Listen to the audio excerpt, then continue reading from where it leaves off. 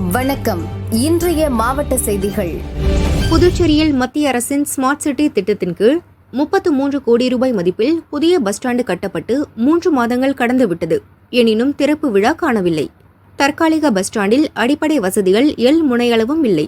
இதனால் பயணிகள் பரிதவித்து வருகின்றனர். இதற்கிடையே புதிய பஸ் ஸ்டாண்டை ஒரு வாரத்திற்குள் திறக்க வேண்டும். தாமதித்தால் விளைவு விபரீதமாகும் என அதிமுக மாநில செயலாளர் அன்பழகன் எச்சரிக்கை விடுத்தார். புதிய பஸ் நிலையம் விரிவாக்க பணி முடிவடைந்து 4 மாதம் ஆகியும் இன்று வரை மக்களுடைய பயன்பாட்டிற்கு அந்த புதிய பஸ் நிலையம் அரசால் கொண்டு வரப்படாததால் இந்த இடத்துல பாருங்கள், எந்த ஒரு ஆட்டோ பஸ்ஸு கிஸ்ஸு எதுக்கும் எந்த விதமான இதுவும் கிடையாது. ஒரே புழுதி கிளப்பிக்கின்னு மூஞ்சில் எல்லாம் புழுதி அடிச்சுக்கின்னு யூரின் போகிறதுக்கு இடம் கிடையாது. பப்ளிக் வரவங்களுக்கு ஒரு சின்ன ஒரு கடை கிடையாது, ஒரு சும்மா உட்காரத்துக்கு இடம் கிடையாது, ஒரு லேடிஸ் வந்து ஒதுங்குறதுக்கு இடம் கிடையாது.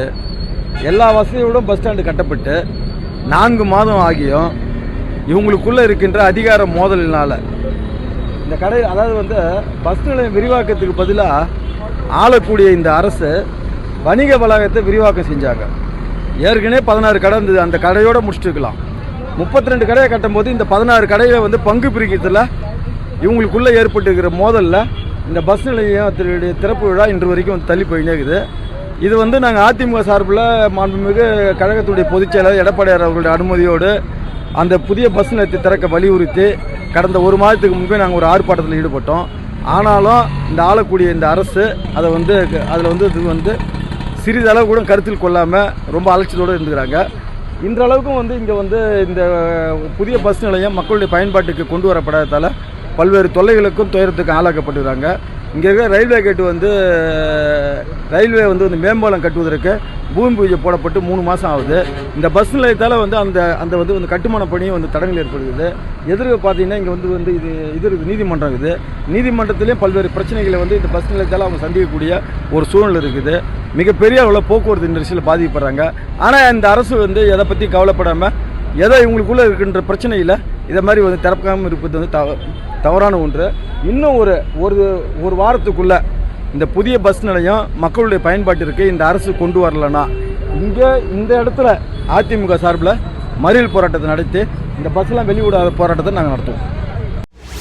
நீலகிரி மாவட்டம் சேரம்பாடி கோரஞ்சால் அண்ணாநகர் பகுதியைச் சேர்ந்த தேவராஜ் மகன் ஹரிஷ், வயது 22, லேப் டெக்னீஷியன் பட்டம் முடித்த இவர் கோவை சரவணப்பட்டியில் உள்ள தனியார் மருத்துவமனைக்கு நேற்று இன்டர்வியூவுக்காக புறப்பட்டார். இவரை வீட்டின் அருகே தனியார் ஹாஸ்பிட்டலில் பணியாற்றும் விமல், வயது 26 என்பவர் தனது பைக்கில் ஹரிஷை அழைத்து சென்றார். இன்று காலை 10:30 மணியளவில் பாய்ஸ் கம்பெனி அருகே வந்தபோது சாலை பள்ளத்தில் இறங்கி கட்டுப்பாட்டை இழந்த பைக் எதிரே இருந்த சோலார் மின்கம்பத்தில் மோதி விபத்துக்குள்ளானது. இதில் பைக்கின் பின்பகுதியில் ஹெல்மெட் இல்லாமல் அமர்ந்திருந்த ஹரிஷ் மின்கம்ப பேட்டரி பாக்ஸில் மோதி ஸ்பாட்டிலேயே பரிதாபமாக இறந்தார். படுகாயமடைந்த விமல் குன்னூர் அரசு ஹாஸ்பிட்டலில் அட்மிட் செய்யப்பட்டார். பின் மேல் சிகிச்சைக்காக கோவை தனியார் ஹாஸ்பிட்டலுக்கு அனுப்பி வைக்கப்பட்டார். வெலிங்டன் போலீசார் உடலை பிரேத பரிசோதனைக்காக குன்னூர் அரசு ஹாஸ்பிட்டலுக்கு அனுப்பி வைத்தனர். தேசிய நெடுஞ்சாலை விரிவாக்கப் பணிகள் பாதியில் நிறுத்தப்பட்டுள்ளது. சாலையோரத்தில் வாகனங்கள் நிறுத்துவதால் அருவங்காடு முதல் பாய்ஸ் கம்பெனி வரை விபத்துகள் தொடர்கிறது. இந்த ரோட்டில் சில நாட்களில் நடந்த விபத்தில் இது 3வது உயிர் பலி என்பது குறிப்பிடத்தக்கது. சாலை பணிகளை விரைவில் முடிக்கவும் கண்டோன்மெண்ட் வாரியத்தின் சோலார் மின்விளக்கு பேட்டரிகள் உயரமான இடத்தில் வைத்து விபத்தால் நேரிடும் உயிர் பலிகளை தடுக்க வேண்டும் என அப்பகுதி மக்கள் வலியுறுத்தினர். ராணிப்பேட்டையில் விடுதலை சிறுத்தைகள் கட்சித் தலைவர் திருமாவளவன் செய்தியாளர்களை சந்தித்தார். வக்ஃபு திருத்த சட்டத்தை எதிர்த்து உச்சநீதிமன்றத்தில் ஏறத்தாழ 70 மனுக்கள் தாக்கல் செய்யப்பட்டன. அதில் விடுதலை சிறுத்தைகள் கட்சியின் சார்பில் தொடுக்கப்பட்ட மனுவும் ஒன்று. இந்த மனுக்கள் அனைத்தையும் உச்சநீதிமன்றம் விசாரணைக்கு ஏற்றுக்கொண்டது. அண்மையில் நடைபெற்ற முதற்கட்ட விசாரணையில் இந்த சட்டத்தை உடனே நடைமுறைப்படுத்த கூடாது என்று இடைக்காலமாக நிறுத்தி வைத்திருக்கிறது. அது சட்டத்தின்படி புதிய உறுப்பினர்களை நியமிப்பதோ வக்ஃபு சொத்துக்கள் தொடர்பான ஆவணங்களை சரிபார்ப்பது போன்ற நடவடிக்கைகளை மேற்கொள்வதோ கூடாது என்று நிறுத்தி வைத்திருப்பதுடன் இந்திய ஒன்றிய அரசுக்கு விளக்கம் கேட்டு நோட்டீஸ் வழங்கப்பட்டுள்ளது. பாசிச பாஜக அரசின் சிறுபான்மை சமூகத்தினருக்கு எதிரான இந்த அச்சுறுத்தலை தடுத்து நிறுத்தவும் ஜனநாயகத்தை பாதுகாக்கவும் தொடுக்கப்பட்டுள்ள இந்த வழக்குகளுக்கு நீதி கிடைக்கும் என்கிற நம்பிக்கை உள்ளது. வேறு எந்த மதத்திலும் தலையீடு செய்யாத பாசிச பாஜக அரசு இஸ்லாமிய மதத்தின் சொத்து நிர்வாகத்தில்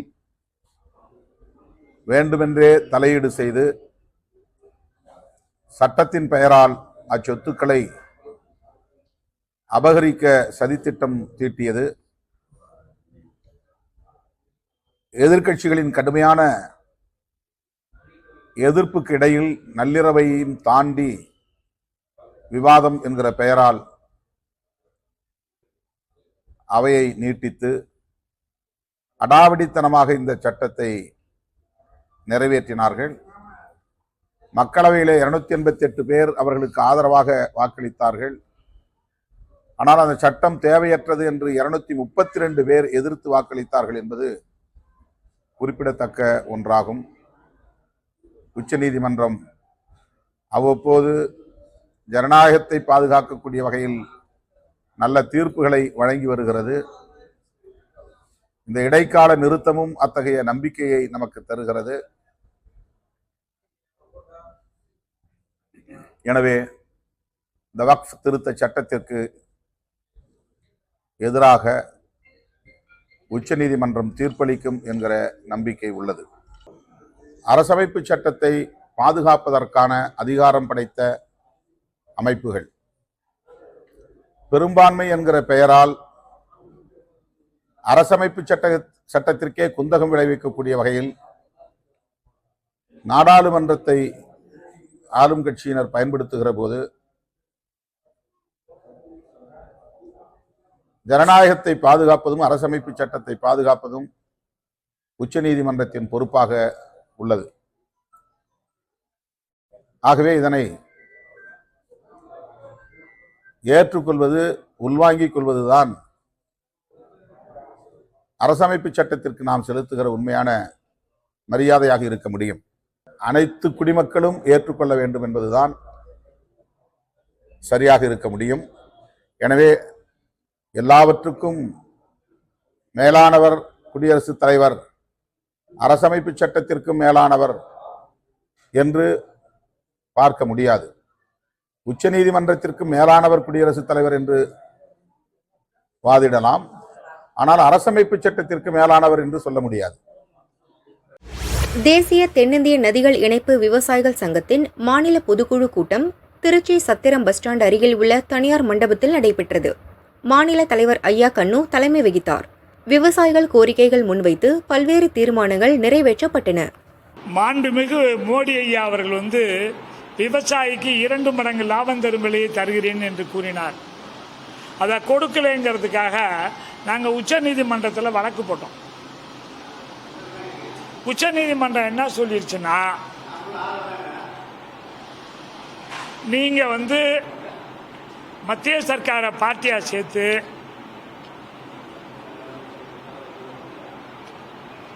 நீங்கள் சென்னை உயர்நீதிமன்றத்தில் வழக்கு போடுங்க அப்படின்னு சொல்லியிருக்கு. அதே போல் தண்ணீர் பிரச்சனை அமித்ஷா சொன்னார், நான் 1330 டிஎம்சி வேஸ்ட்டாக கடலில் போய் விடுது கோதாவரியில், அதுலேருந்து 300 டிஎம்சி திருப்பி விடுறேன் நான் 2019 இது வரையும் செய்யலை. ரிசர்வ் பேங்க் என்ன பண்ணிருச்சுன்னா,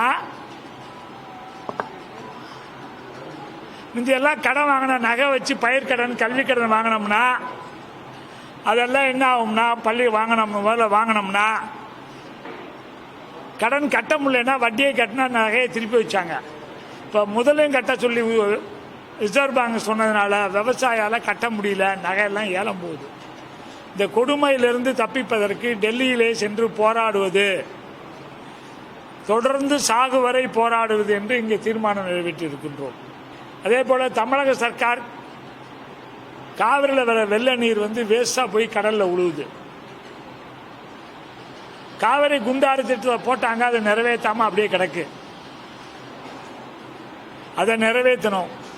காவிரி 5000 பண்ணணும். எல்லா ஆறுகள்லையும் 10 கிலோமீட்டருக்கு ஒரு தடுப்பணை கட்டணும். அதுவும் கொள்ளடத்துலையும் காவிரிலையும் கண்டிப்பாக கட்டாம தண்ணியை எடுக்கக்கூடாது. இதற்காகவும் போராட இருக்கின்றோம். பாம்பேல போய் ரிசர்வ் பேங்கில் போராட இருக்கிறோம். இந்த மாநில பொதுக்குழுவில் அதுக்கு தீர்மானம் போட்டு போய் நிரந்தரமாக எப்போ முடிவு சொல்லுதோ அதை வரையும் போய் டெல்லியில் போராட இருக்கோம். சார், விவசாயிகளை இந்த நாட்டினுடைய அடிமை மாதிரி பார்க்குறாங்க. விவசாய அடிமை மாதிரி பார்க்கறதுனால தான் ஒன்றும் செய்ய மாட்டேங்குது அரசாங்கம். அந்த நிலைமை மாறுவதற்கு லட்சக்கணக்கான விவசாயி, எல்லா விவசாய சங்கங்களையும் ஒன்று திரட்ட போகிறோம். நாங்கள் மட்டும் இல்லை, எல்லா விவசாயியும் சேர்த்து பேசி அடுத்த கூட்டம் போட போகிறோம். இங்கேயே திருச்சியிலேயே போட்டு மத்திய சர்க்காரையும் மாநில சர்க்காரையும் கேட்கறது.